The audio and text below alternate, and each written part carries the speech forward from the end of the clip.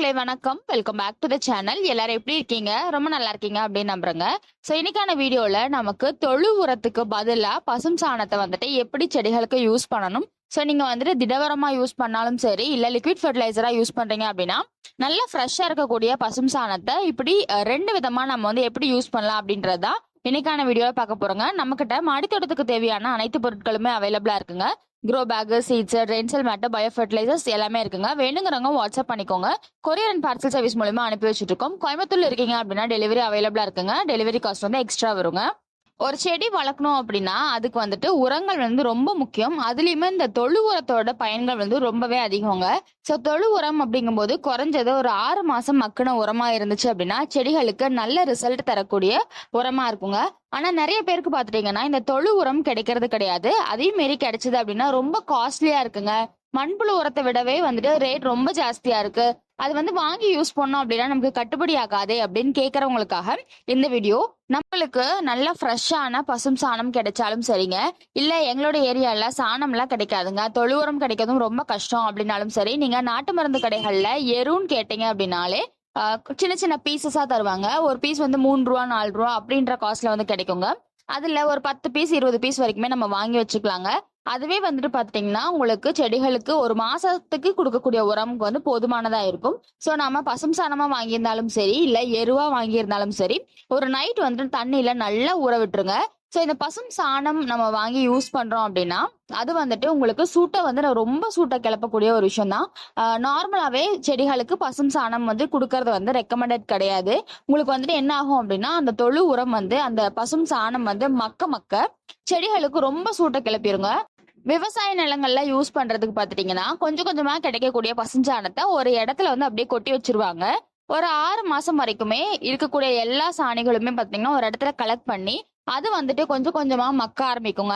மக்க ஆரம்பிச்சதுக்கு அப்புறமா ஒரு 6 மாசத்துக்கு அப்புறம் தான் பாத்தீங்கன்னா அது எல்லாத்தையுமே எடுத்துட்டு போய் விவசாய நிலத்துல போட்டு உழுது விடுவாங்க. ஆனா நம்ம தொட்டிகள்ல ஒரு 10-20 தொட்டியில செடி வச்சிருக்கோம் அப்படின்னா இப்படி கொஞ்சம் கொஞ்சமா சேர்த்து வச்சு 6 மாசம் கழிச்சு செடிகளுக்கு உரம் கொடுக்கறது அப்படிங்கிறது வந்து ஆகாததுதான். அதனால என்ன பண்ணலாம் அப்படின்னா நமக்கு பசும் சாணம் கிடைக்குது அப்படின்னா அதை நம்ம யூஸ் பண்ணிக்கலாம். அதையுமே பாத்தீங்கன்னா ஒரு 2-3 நாளே செடிகளுக்கு நம்ம கொடுத்துக்கலாங்க. இல்ல உங்களுக்கு வந்து பசும் சாணமா கிடைக்கல அப்படின்னா நமக்கு நாட்டு மருந்து கடைகள்ல எரு வந்து வரட்டியா கிடைக்கும் இல்லையா, சின்ன சின்ன பீசஸா கிடைக்குங்க. ஒரு பீஸ் வந்து 3 ரூபாய் 4 ரூபாய் அப்படின்ற காஸ்ட்ல வரும். நமக்கு ஒரு 10-20 பீசஸ் வாங்கணும் அப்படின்னாலுமே நம்ம வீட்டு தோட்டத்துக்கு ஒரு மாசத்துக்கான எரு வந்துட்டு உரமா கொடுக்கறதுக்கு போதுமானதா இருக்கும். ஸோ இதை வந்து வாங்கிக்கோங்க. ஒரு நைட் வந்து நல்ல தண்ணியில ஊற வச்சிருங்க. முக்கியமா இந்த பசும் சாணம் நீங்க வாங்குறீங்க அப்படின்னா முடிஞ்ச அளவுக்கு ஒரு 2-3 நாள் தண்ணியில நீங்க ஊற வச்சாலுமே தப்பு கிடையாது. ஏன் அப்படின்னா பசும் சாணம் பாத்துட்டீங்கன்னா அப்பதான் ஃப்ரெஷ்ஷா இருக்கும் இல்லையா, அதை அப்படியே நம்ம செடிகளுக்கு போடும்போது செடிகளுக்கு ரொம்ப சூட்டை கிளப்பிடுங்க. அந்த செடி வந்து கருகி போற அளவுக்கு வந்துட்டு சூட்டை கிளப்பிடும். அதை அவாய்ட் பண்றதுக்காக நாம தண்ணியில போட்டு ஊற வைக்கும் போது தண்ணியும் அந்த தண்ணியில வந்துட்டு அந்த எருவு போடும்போது என்ன ஆகும்னா அதோட சூடு எல்லாமே கொஞ்சம் கொஞ்சமா தனியா ஆரம்பிக்குங்க.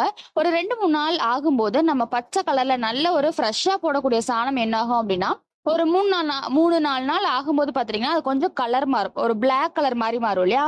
அது வந்துருச்சு அப்படின்னா அது வந்து கரெக்டான ஸ்டேஜ்ல இருக்குன்னு அர்த்தங்க. இதை வந்து நம்ம தனியா எடுத்து வச்சுட்டு அந்த தண்ணியோட கொஞ்சம் சாணம் கலந்துருக்கும் இல்லையா, அதை வந்துட்டு நீங்க செடிகளுக்கு டைல்யூட் பண்ணி லிக்விட் ஃபர்டிலைசரா கொடுக்கலாங்க. ஸோ இப்படி நீங்க லிக்விட் ஃபர்டிலைசரா கொடுக்க போறீங்க அப்படின்னா நீங்க 3 நாள் வரைக்கும் வைக்கணும்னு அவசியம் கிடையாது.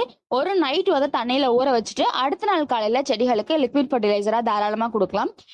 இதுவே உங்களுக்கு வந்துட்டு திட உரமா தேவைப்படுது, எனக்கு வந்துட்டு பாட்டிங் மிக்ஸ் எல்லாம் ரெடி பண்றதுக்கு தொழு உரம் மாதிரி எனக்கு வேணுங்க அப்படிங்கும் போது நாம தண்ணியில ஊற போட்டதை வந்துட்டு 3 நாள் வரைக்குமே அப்படியே வச்சிடலாங்க.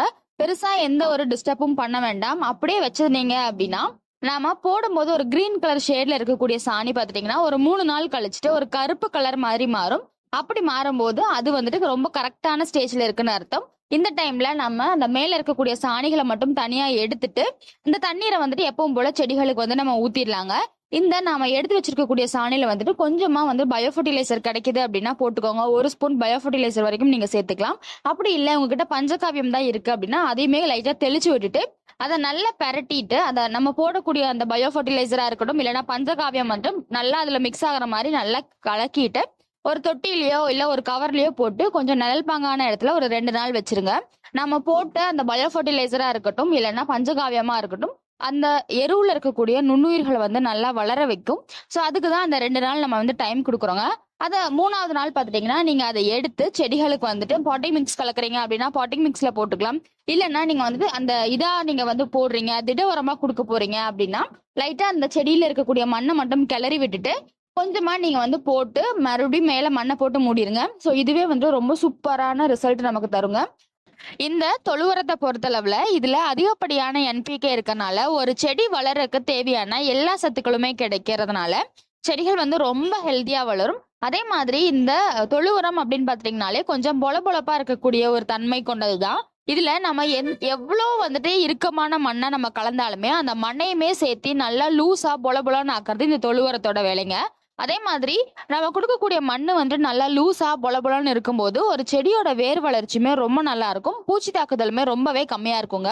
ஸோ தொழு உரம் அப்படின்னு நம்ம பார்த்துட்டோம்னா இதுல வந்து ஆட்டு எரு, மாட்டு எரு, கழுத வரட்டி இந்த மாதிரி நம்ம வீட்டுல வளர்க்கக்கூடிய அந்த கால்நடைகள் இருக்கு இல்லையா, அதே மாதிரி கோழியோட அந்த கழிவுகள், நம்ம வீட்டுல வளர்க்கக்கூடிய அந்த கால்நடைகளோட கழிவுகளை நாம வந்து செடி வளர்றதுக்கும் ரொம்பவே நல்லாவே ஹெல்ப்ஃபுல்லா இருக்குங்க.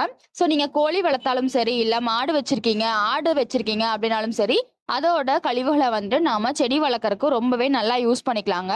என்ன அப்படின்னா நாம அந்த ஃப்ரெஷ்ஷான சாணமோ ஃப்ரெஷ்ஷான கழிவுகள் வந்து போடும்போது அது வந்து அந்த கொஞ்சம் மக்கக்கூடிய ஒரு டைம் எடுக்கும். அந்த டைம் எடுக்கும் போது என்ன ஆகும்னா அந்த மக்கக்கூடிய ப்ராசஸ் ஆகும்போது அதுல வந்து சூட்டை கிளப்ப ஆரம்பிச்சிடும். ஸோ இந்த சூட்டு கிளம்புச்சு அப்படின்னா அந்த செடி வந்து வளர்றதுக்கு ரொம்பவே கஷ்டப்படுங்க. செடி அப்படியே பட்டும் போயிடும். ஓவரா ஹீட் ஆகும்போது அந்த செடி வந்து அப்படியே பட்டு போயிடும். இதை அவாய்ட் பண்றதுக்கு தான் நம்ம வந்துட்டு இந்த மாதிரியான கழிவுகளை வந்து நம்ம தண்ணியிலயோ இல்லைன்னா இது கூட வந்து அதிகப்படியான மண்ணு கலந்து நம்ம யூஸ் பண்ண போறோங்க. இந்த மாதிரி நாம தண்ணியில போட்டு யூஸ் பண்ணும்போது உங்களுக்கு அந்த சாணியில இருக்கக்கூடிய சூடு இருக்கு இல்லையா, அதிகப்படியான சூடு வந்து தணிஞ்சிருக்கும். இப்போ வந்துட்டு நாம செடிகளுக்கு திட உரமா கொடுக்கும்போது பெருசா வந்துட்டு எந்த ஒரு பாதிப்பும் செடிகளுக்கு வராதுங்க. இதை வந்துட்டு நமக்கு எக்கச்சக்கமான என்பிகே இருக்கிறதுனால கண்டிப்பா நம்ம மண்புழு உரம் சேர்க்கிறோமோ இல்லையோ இந்த தொழு உரம் சேர்த்தா நிறைய செடிகளுக்கு நல்ல வளர்ச்சி நம்மளால பார்க்க முடியும். முக்கியமா நீங்க வந்து அந்த பூச்செடிகள்லாம் வளர்க்குறீங்க, மல்லி, முல்லை, ஜாதி அந்த மாதிரியான பூச்செடிகள்லாம் வளர்க்குறீங்க, ரொம்ப சென்சிட்டிவான செடிகள்லாம் வளர்க்குறீங்க அப்படின்னா அதுல வந்துட்டு நீங்க மண்புழு உரத்துக்கு பதிலா இந்த தொழு உரம் சேர்த்து பாருங்க. ரொம்பவே நல்ல ரிசல்ட் நமக்கு கிடைக்குதுங்க. தொழு உரத்தை பொறுத்தளவுல ரொம்ப இயற்கையான அதிகப்படியான சத்துக்கள் கொண்ட உரம் அப்படின்னா இந்த தொழு உரம் தான். இந்த தொழு உரம் கிடைக்காத பட்சத்துலதான் நம்ம வந்துட்டு மத்த உரங்களுக்கு வந்து போயிட்டு இருக்கோம். ஸோ இதுவே வந்து நம்ம ஈஸியா நம்மளால ரெடி பண்ண முடியுங்க. இனிமேல் வந்துட்டு தொழு உரம் கிடைக்கல, தொழு உரம் நம்மளால கொடுக்க முடியலையே அப்படின்னு கவலைப்பட வேண்டாங்க. பசும் சாணம் கிடைச்சது அப்படின்னா நம்ம அதை யூஸ் பண்ணிக்கலாம். அப்படி இல்லை அப்படின்னா எரு இருக்கு இல்லையா, சோ இதே மெத்தட்ல தான் எருவும் வாங்கி நம்ம ஒரு நாள் தண்ணியில ஊற போட்டு அதை வந்து உதுத்து நீங்க எடுத்து வச்சுக்கிட்டீங்க அப்படின்னா உங்களுக்கு சூப்பரான தொழு உரம் வந்து தயாராகிடும். தொழு உரங்கள் நம்ம யூஸ் பண்ணும்போது உங்களுக்கு ஒரு கிலோ நீங்க மண்புழு உரம் யூஸ் பண்றீங்க அப்படின்னா அதுல பாதி தொழு உரம் யூஸ் பண்ணாலே போதுங்க. அந்த அளவுக்கு நமக்கு நல்ல ரிசல்ட் அப்படிங்கிறது கிடைக்கும். இனிமேலுமே வந்துட்டு உங்களுக்கு தொழு உரம் கிடைக்கல, எரு கிடைக்கல அப்படின்னு கவலைப்பட வேண்டியது இல்லைங்க. சோ நமக்கு கிடைக்கக்கூடிய அந்த பசும் சாணமா இருந்தாலுமே அதை வந்துட்டு எப்படி தொழு உரமா மாத்தி நம்ம செடிகளுக்கு கொடுக்கலாம் அப்படின்னு தெரிஞ்சிருப்பீங்க. ரொம்பவே யூஸ்ஃபுல்லா இருக்கும்னு நினைக்கிறேங்க. வீடியோ பிடிச்சிருக்கு அப்படின்னா லைக் பண்ணிக்கோங்க. மறக்காம நம்ம சேனலை சப்ஸ்கிரைப் பண்ணிக்கோங்க. தேங்க்யூ.